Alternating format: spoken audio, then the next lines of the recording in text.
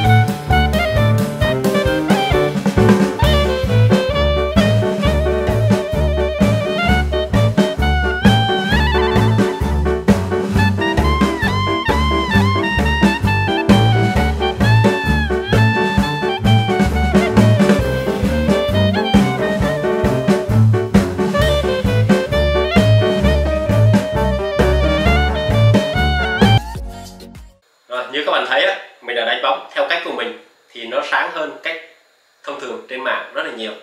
Hẹn gặp lại các bạn ở video tiếp theo nhé. Chào các bạn.